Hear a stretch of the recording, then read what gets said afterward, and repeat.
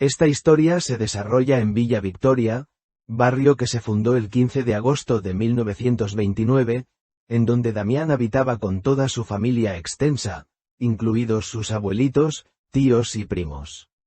La villa, en ese entonces, abarcaba parte de Munaipata. Al paso de los años se convirtió en la primera villa urbanizada de la ciudad de La Paz por ser el principal espacio de entrada y salida, que colinda con el bosquecillo de Pura Pura y sus hermosos árboles de eucaliptos, por donde pasaba la única carretera que unía el Alto con la ciudad, hoy denominada Camino Viejo, punto esencial de comunicación entre ambas urbes. Era una avenida estrecha y asfaltada, no había ninguna otra comunicación por lo que era el paso obligatorio de vehículos. Posteriormente, se formó un complejo industrial de fábricas, tras el lindero natural de la ciudad dividido por las aguas cristalinas del río Choqueyapu. Estas empleaban a decenas de miles de trabajadores que, a diario, se enfundaban en el overol azul de trabajo y se dirigían hacia el norte y otras zonas circundantes para ser parte del proceso de transformación de la materia prima en productos acabados de calidad. Es por este motivo que recibió el nombre de Barrio Fabril y también Villa Balazos por el carácter revolucionario de sus pobladores. Sus abuelitos le dijeron que el nombre de la zona era un homenaje a Victoria Mercedes Zuazo de Quintanilla, esposa de Julio Quintanilla Quiroga, de profesión médico. Es posible que fuese familiar del presidente de Bolivia, Carlos Quintanilla. Ella fue heredera y propietaria de las zonas de Munaipata y alrededores, promotora de la construcción de edificaciones residenciales e industriales y que donó lotes a centenares de obreros y a diferentes instituciones para el equipamiento del barrio, el mercado, la iglesia, campos deportivos y plazas. Cuando se fundó la zona, 3.000 personas aproximadamente trabajaban en diferentes fábricas de este lugar. Damián recuerda que para acortar la distancia y llegar más rápido a su casa, transitaba por la vía férrea que llegaba hasta Huaki, atravesando todo el bosquecillo de Pura Pura. Su punto de partida era en la estación ferroviaria donde desempeñaban sus funciones muchos trabajadores ferroviarios, hoy denominada Terminal Terrestre de Buses, mientras que otra de sus ramificaciones y muy importante era desde la central ferroviaria donde se podía comprar boletos de clase A o clase B para viajes al interior del país. Hoy es la parada del teleférico rojo. En ese entonces era el lugar destinado a trenes y locomotoras a vapor con muchos vagones de carga y de pasajeros. Este lugar, por lo tanto, era un espacio de comunicación estratégica interprovincial e interdepartamental.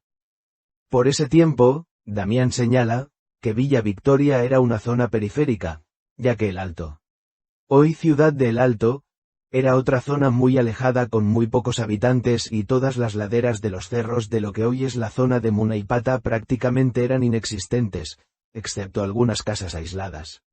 En estas circunstancias, esta zona cobró notoriedad porque allí se llevó a cabo la Revolución de 1952, debido a su ubicación estratégica, especialmente en el mítico puente de Villa Victoria, mudo testigo de muchos levantamientos y masacres, y el bosquecillo de Pura Pura que fueron los principales espacios donde los insurrectos se atrincheraron para intentar repeler a las tropas militares que intentaban ingresar a la villa, provenientes de la zona de El Alto. Asimismo recuerda, el sonido del llamado de los silbatos en las fábricas. Años después, este inconfundible llamado fue reemplazado por el sonar de las sirenas 3 veces al día, excepto los domingos, marcaban el inicio de un nuevo turno de obreros fabriles para acudir a las diferentes industrias especializadas en casimires, telas, frazadas, calzados, harinas, cervezas, alimentos, bebidas gaseosas, vidrios, maletas, billeteras, fundición y metalmecánica, entre otros.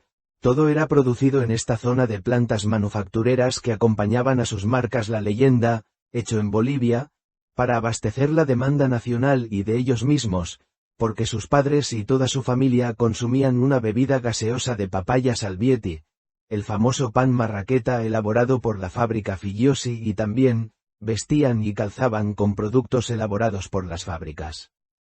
Dentro de este contexto, Empezaremos realizando una breve historia de la fábrica Forno en la que trabajó por 35 años la madre de Damián, doña Rosita. Empecemos diciendo que don Herminio Forno, de origen italiano, a inicios del año 1900 eligió a Bolivia como su nuevo hogar. En 1923, comenzó a construir una fábrica en el inmenso terreno que compró en esa zona. Uno de sus límites era el río Choqueyapo. El edificio central tenía 5 plantas y galpones enormes, donde Herminio instaló maquinaria que trajo de Europa. La nueva factoría fue denominada Fábrica Nacional de Tejidos Forno. Pero el destino tenía otros planes porque Herminio contrajo una enfermedad que en 1927 le quitó la vida. Así, el destino de la naciente Forno quedó en manos de Eduardo, uno de sus 4 hijos, y de su hermano Francisco. Cuando Eduardo ya contaba con 27 años tomó el timón de la industria. El año 1932, durante el conflicto bélico entre el Chaco y Paraguay, la Forno elaboró los uniformes para los soldados y las calzadas para las tropas. Eran piezas de lana en color plomo con franjas blancas arriba y abajo. El año 1960 la mamá de Damián ingresó a trabajar en esta enorme fábrica. Según él relata, su nombre era Rosa y dejaba a sus hijos pequeños en la guardería destinada para los hijos de los trabajadores. También contaban con la posta médica, las canchas y las instalaciones para los talleres como ambientes de esparcimiento de trabajadores, una pulpería, departamentos para sus técnicos. La materia prima, que se utilizaba para la producción de casimires, paños, mantas y frazadas, era de lana de carneros, de alpacas y vicuñas. Por esto, las prendas eran muy finas. La fábrica tenía su propia escuela denominada Herminio Forno, y los maestros eran contratados por la empresa. Además, esta contaba con canchas y jardines. Entre sus beneficios económicos estaban el bono de peluquería, y otros. Las prácticas de fútbol de los varones, después de sus horas de trabajo, eran lo mejor, para coronarse más de una vez como campeones ante equipos de la SAID, Statex, Soliño, Universaltex y otras fábricas. También, por las noches los obreros que no sabían leer ni escribir, asistían a clases con una profesora bilingüe aimara y español contratada por la empresa. Damián dice que su madre, Rosita, llegaba a las puertas de la Forno todas las mañanas e ingresaba junto a un ejército de trabajadores. Marcaba su tarjeta, siempre en azul, puntual, y pasaba al comedor, a pedir su desayuno en ese jarro que cada año la fábrica dotaba, a ella y sus compañeros. Igual que el plato, cubiertos, la toalla, jaboncillos, y el guardapolvo que usaba como uniforme en las secciones de telar, peinado, hilado fino y almacenes, por donde pasó durante los años que trabajó junto con cientos de hombres y mujeres. Ella tejió los casimires, telas y frazadas más cotizados de Bolivia. Sus manos y su vista eran muy ágiles para la aguja, las pinzas y las tijeras. Trabajo no faltaba, pues Damián leía letreros que decían: se necesitan jóvenes, para determinada sección. En esta fábrica pasó su niñez transitando y corriendo por los pasillos, llevando las viandas con almuerzo para su madre. También, recuerda que trabajaban sin cesar día y noche unas 2000 personas, en diferentes secciones con sofisticados telares elaborando distintas telas para casimires, paños, mantas y frazadas. Rosita se encontraba en la sección de acabado, compuesta por unas 30 mujeres en parejas, donde debían realizar las correcciones de todos los casimires. Estos eran enormes rollos de tela de primera, segunda y tercera calidad. Pero la alegría de ser un trabajador fabril de la Forno se fue diluyendo a medida que el contrabando fue creciendo y el país fue sucumbiendo ante la hiperinflación de los años 80 del siglo pasado. Entonces los conflictos obrero-patronales se volvieron una constante que dejaban a la fábrica paralizada durante semanas. El cierre de la textilera se prolongó hasta los años 90, en medio de conflictos y acuerdos patronales con los obreros para el pago de sus beneficios sociales. Hoy, solo quedan los cimientos de lo que un día fue el mayor emporio textil boliviano. Los cambios políticos y sociales en Bolivia tuvieron lugar en la ciudad de La Paz, por ser sede de gobierno. En ese contexto, Damián, primogénito de los esposos Julio y Rosa, vivían en casa de sus abuelos Tiburcio y María, ubicada en la zona de Villa Victoria, centro de los mayores enfrentamientos entre trabajadores y fuerzas represoras. Damián recuerda que contaba con 10 años de edad y le encantaba escuchar los relatos nocturnos de su abuelo, y como inmigrantes de zonas ribereñas del lago Titicaca, sus cuentos, historias y anécdotas eran captados por él y sus hermanos, con mucho interés. Los abuelitos de Damián relataban que, como inmigrantes del campo a la ciudad se asentaron en Villa Victoria. Su abuelo Tiburcio tuvo que trabajar de albañil, mientras su abuela María cuidaba de la familia. Por otro lado, nunca olvidaron sus costumbres, heredadas de sus ancestros tiahuanacotas. Esta zona periférica de la ciudad era en ese entonces poco habitada, no había servicio eléctrico por lo que se iluminaban con mecheros a base de querosén. El agua que consumían era de pozo o de lluvia que la almacenaban en turriles bien tapados, para que no se ensucien. Tampoco contaban con una radio, televisión, ni teléfonos. Las mismas fábricas y estaciones de trenes utilizaban telegrafía Morse. Los vehículos públicos eran escasos, sin embargo, fueron surgiendo paulatinamente. Tampoco había ropa de contrabando o usada, por lo que la ropa era tejida por su abuela María o bien comprada, de industria nacional. Damián también dice que conocía el matadero, que estaba ubicado al lado del río Choqueyapo. Por entonces era de aguas claras, en donde se podía ver alguno que otro lavador de oro, ya que durante la colonia esta actividad era más intensa. Esta fue una de las razones de la fundación de la ciudad. También recuerda que diariamente ingresaban cientos de cabezas de ganado vacuno, ovino y porcino para el faenado, y así, cubrir el mercado interno con carne fresca del altiplano, ya que por entonces no se consumía carne del oriente boliviano. El ganado vacuno que se dirigía al matadero, pasaba corriendo por la calle de la iglesia de la Asunción, casi atropellando a la gente que tenían que arrinconarse para no ser embestidos por los toros. Damián dice que en su niñez vivió otras tantas revoluciones. Porque el segundo gobierno de Víctor Paz Estenssoro entre 1960 a 1964 transcurrió con huelgas y descontento de los trabajadores. También recuerda la Alianza para el Progreso, que consistía en ayuda alimentaria, que llegaba de Estados Unidos, con el presidente Kennedy, donde cada familia de la zona recibía leche, pan y queso mozzarella. Después de cumplir su mandato, el gobierno decidió postularse para un tercer mandato. El día de la elección llegó y le tocó acompañar a su madre Rosa, para habilitarse a la votación, pues antes las mujeres que no sabían leer ni escribir no podían votar. Ya en el recinto recuerda que había papeletas de color con la imagen del candidato y sigla. Solo se debía colocar en un sobre el color preferido y luego depositar en el ánfora. Es así que nuevamente resultó ganador de las elecciones Víctor Paz Estenssoro de forma aplastante con un 86%. Sin embargo, Damián indica que este periodo de gobierno duró muy poco, pues, muchos políticos adversarios no estaban de acuerdo con la reelección. De ese modo, se produjo un golpe de Estado a la cabeza del militar René Barrientos Ortuño, que era el vicepresidente de la República. La población civil se levantó contra los golpistas, produciéndose duros enfrentamientos con el ejército. Fue como una especie de revancha militar, porque durante años gobernaron civiles. El escenario principal fue Villa Victoria, que desde entonces recibió el segundo nombre de Villa Balazos, porque le tocó vivir y ver en carne propia las atrocidades de heridos y muertes de la población. En esta guerra civil, los aviones bombardeaban a la gente sin misericordia. La noche en que fue derrocado el presidente Paz Estenssoro, su abuelo como de costumbre reunió a sus nietos e hijos para una larga tertulia, pero esa noche era especial, siempre con el pichado de coca.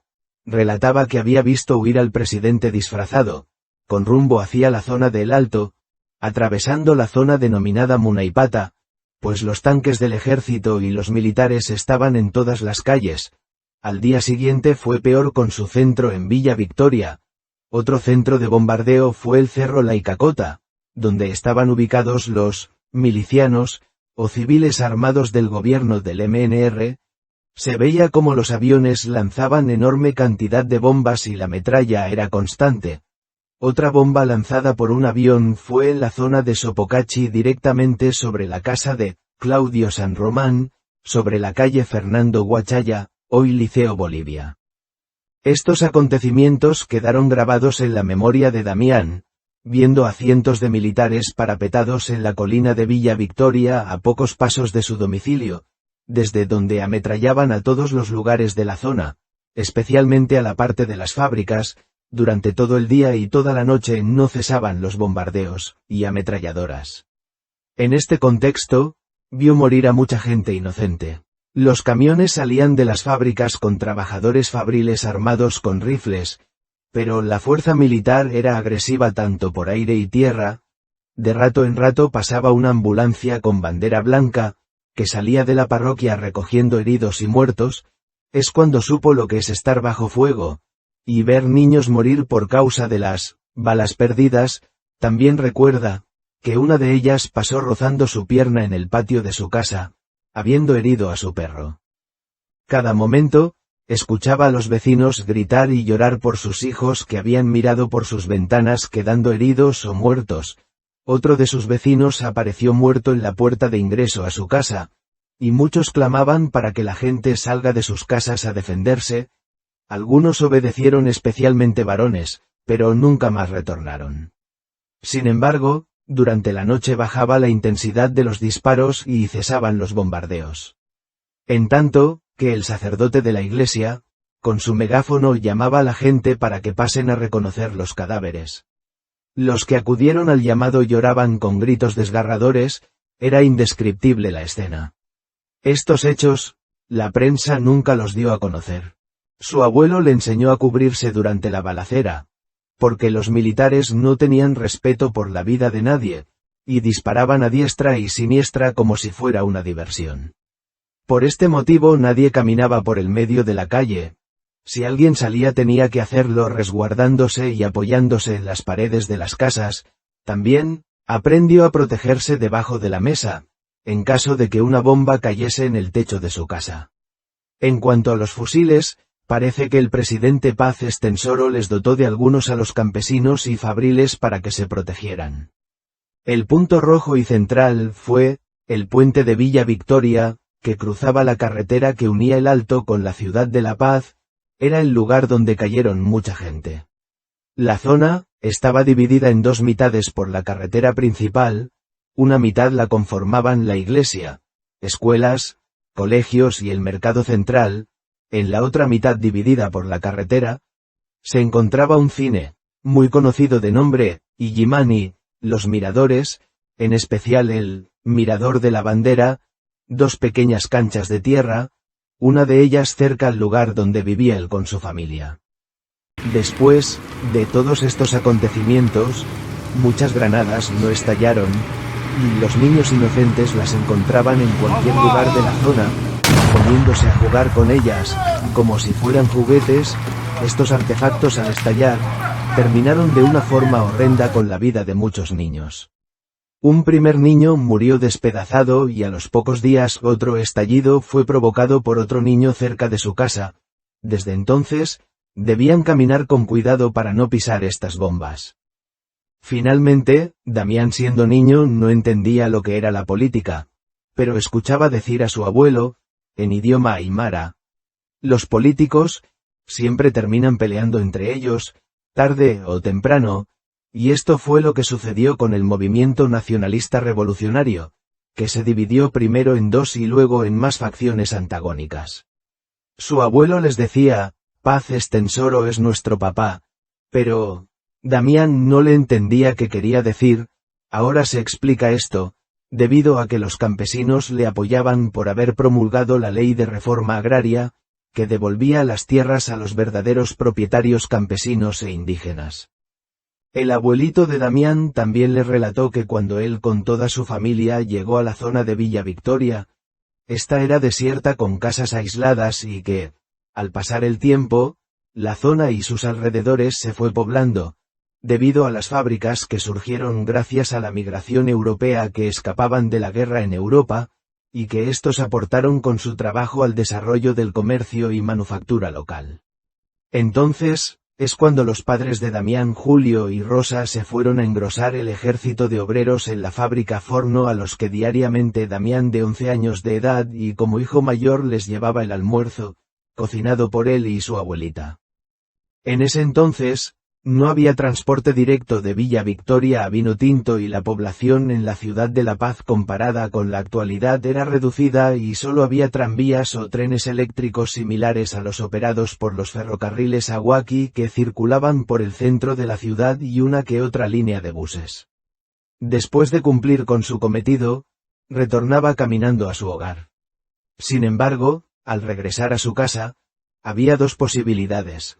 Al salir por la puerta principal de esta fábrica había una pequeña subida, siendo la más directa, comenzaba por los rieles de trenes y continuaba hacia un puente también con rieles sobre el río Choqueyapu que era muy ruidoso y de aguas cristalinas. Continuando con su trayecto de subida podía observar otras fábricas como la de oxígeno que era la única productora de oxígeno industrial, medicinal, nitrógeno y oxígeno líquido. Asimismo, en su recorrido estaba la fábrica de vidrios y cristales, la fábrica de papeles y cartones que abastecía de papel a todas las industrias, desde gruesos y ásperos hasta los más delicados. Utilizaba como materia prima, paja brava y totora. A su paso también, estaba la industria molinera que tenía su propia línea férrea y que producía harina de la mejor calidad.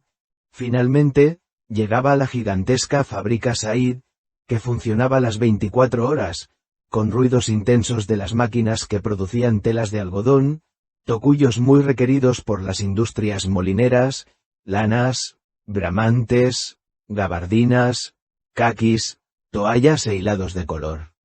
Era un verdadero complejo textil que contaba con su propia línea férrea.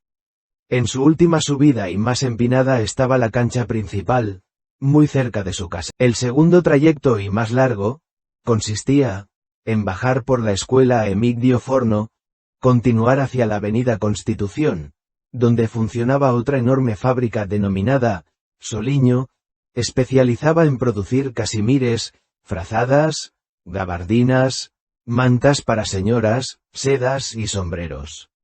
Al pasar por la avenida Perú, estaba la estación central en donde podía observar muchas locomotoras a vapor. Continuando su trayecto estaban otras tantas fábricas como la Indúbar de calzados de goma, y la Cervecería Boliviana Nacional que producía cerveza para exportación con miles de trabajadores.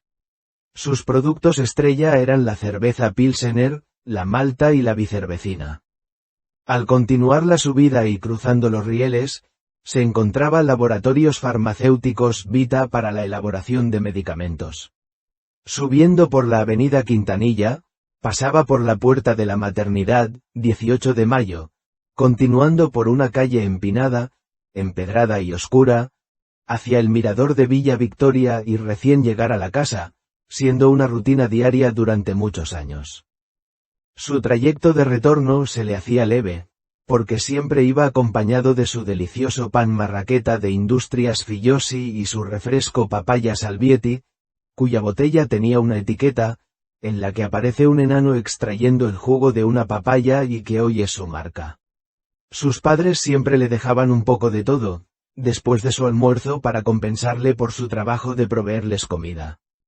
Cabe destacar, que la fábrica Forno obsequiaba a los hijos de los trabajadores, útiles escolares, al comenzar las clases, incluyendo guardapolvos, cuadernos, libros y demás materiales. Además cada hijo tenía su bono económico mensual.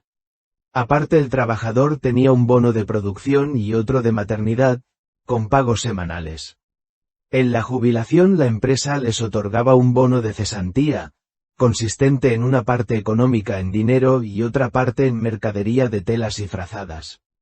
A manera de epílogo, es lamentable señalar que, siendo La Paz, el motor económico de Bolivia, ingresó en un periodo de decadencia debido a que las fábricas quebraron, como resultado de la falta de protección a la industria nacional por parte de los gobiernos, y su eslogan, "Hecho en Bolivia".